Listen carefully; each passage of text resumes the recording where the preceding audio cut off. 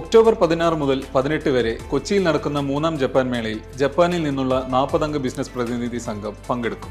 കേരളവും ജപ്പാനും തമ്മിലുള്ള സാമ്പത്തിക സഹകരണത്തിൽ ശ്രദ്ധ കേന്ദ്രീകരിക്കുന്ന ഒരു ധാരണാപത്രം ഒപ്പുവെക്കുന്നതിനും മേള സാക്ഷ്യം വഹിക്കും. ഇൻജാക് എന്നറിയപ്പെടുന്ന Indo Japan chamber of commerce കേരളയാണ് മേള സംഘടിപ്പിക്കുന്നത്. കൊച്ചിയിൽ നടന്ന പത്രസമ്മേളനത്തിൽ ഇൻജാക്കിന്റെ പ്രസിഡന്റും സിന്തൈറ്റ് ഇൻഡസ്ട്രീസ് എക്സിക്യൂട്ടീവ് ചെയർമാനുമായ ഡോക്ടർ വിജു ജേക്കബ്, ഇൻജാക്കിന്റെ വൈസ് പ്രസിഡന്റും ജപ്പാൻ മേളയുടെ ജനറൽ കൺവീനറുമായ ഡോക്ടർ കെ ഇളങ്കോവൻ എന്നിവർ മേളയുടെ വിശദാംശങ്ങൾ വെളിപ്പെടുത്തി. ഇൻജാക് എന്ന് പറയുന്ന സ്ഥാപനം 2013 ഒരു കമ്പനിയായിട്ട് രജിസ്റ്റർ ചെയ്തിരുന്നത്. INJAC stands for Indo Japan chamber of commerce for കേരളസ്. ഇത് കേരള ഗവൺമെന്റിലെ ചില എന്റർപ്രണേഴ്സ് എടുത്ത ഏറ്റവും വലിയ ഇന്നോവേറ്റീവ് ഇനീഷ്യേറ്റീവ് ആണ്. അപ്പോൾ ഇത് ആദ്യം 2013 നമ്മൾ കമ്പനി ഉണ്ടാക്കിയിരിക്കുന്നത്.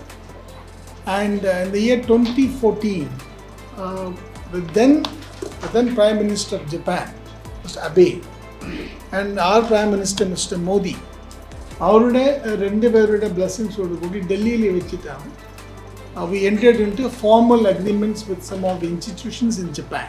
അതിലൊന്ന് എന്ന് പറയുന്നത് government of Kerala has entered into an MOU with the Sanin region. Sanin region എന്ന് പറയുന്നത് 5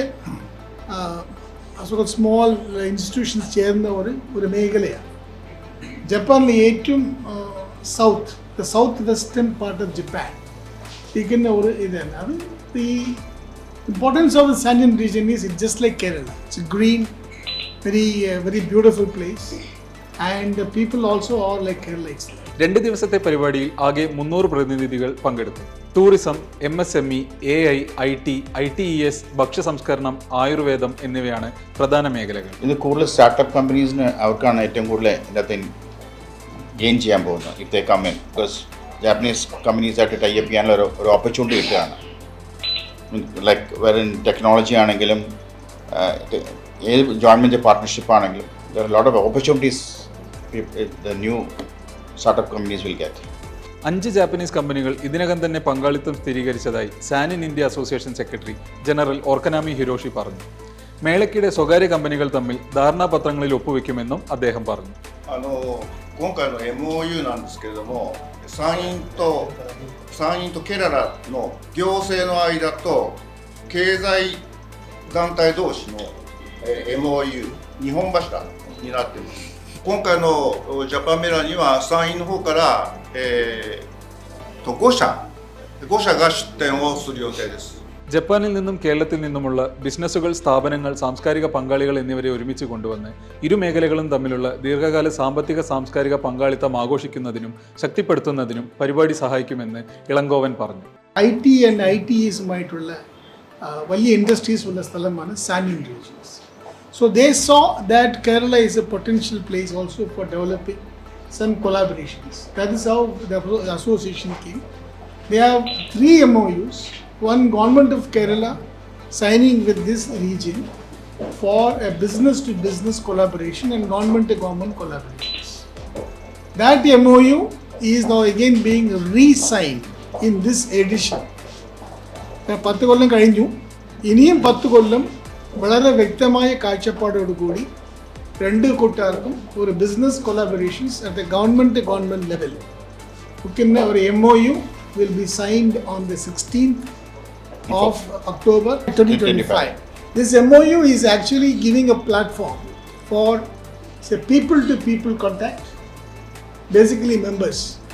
ഇൻജാക്കിൻ്റെ മെമ്പേഴ്സ് ആയി കഴിഞ്ഞു കഴിഞ്ഞാൽ അവർക്ക് കിട്ടുന്ന ആക്സസ് അപ്പോൾ people-to-people contact ഒന്ന്. Second, business-to-business contacts, B2B contacts.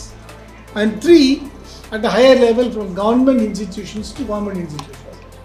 Like KSIDC, maybe Kinfra can interact with some of the institutions in Sanin regions. 2013 സ്ഥാപിതമായതു മുതൽ ജപ്പാനും കേരളവും തമ്മിലുള്ള അടുത്ത ബന്ധം വളർത്തിയെടുക്കുന്നതിൽ ഇൻജാക് ഒരു പ്രധാന പങ്ക് വഹിച്ചിട്ടുണ്ട്.